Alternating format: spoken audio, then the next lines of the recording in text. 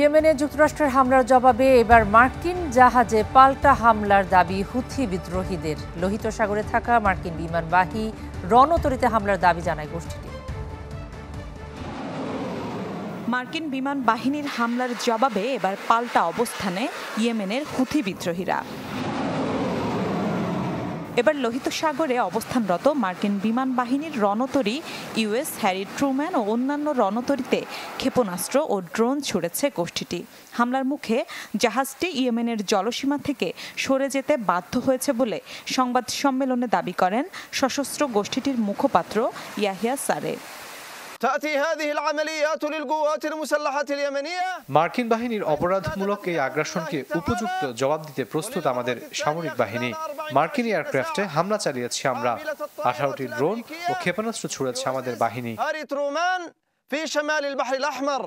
তবে রয়টার্সকে দেওয়া সাক্ষাৎকারে মার্কিন কর্মকর্তারা জানান, হুথিদের ছোড়া ড্রোন নষ্ট করে দিয়েছে মার্কিন উড়োজাহাজ। ড্রোনের কোনোটি রণতরীর কাছাকাছি আসতে পারেনি। ক্ষয়ক্ষতির বিষয়টিও অস্বীকার করেছে যুক্তরাষ্ট্রের পররাষ্ট্র দপ্তর। লোহিত সাগরে জাহাজে হামলা বন্ধ না করলে হুথিদের বিরুদ্ধে আরও কঠোর অভিযানের হুঁশিয়ারি দেশটির। ইরানকেও দেয়া হয় কড়া বার্তা। That actually targeted multiple Houthi leaders and took them out. সশস্ত্র এই গোষ্ঠীটিকে অস্ত্র, প্রশিক্ষণ ও তহবিলদের সহায়তা করছে ইরান।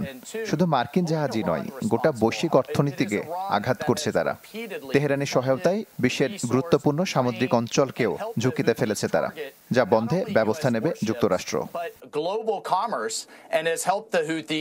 তবে মার্কিন কোনো হুমকি থোপে টিকবে না, বরং অতীতের মতোই ফল ভোগ করতে হবে বলে জানিয়েছে ইরানের রেভলিউশনারি গার্ড।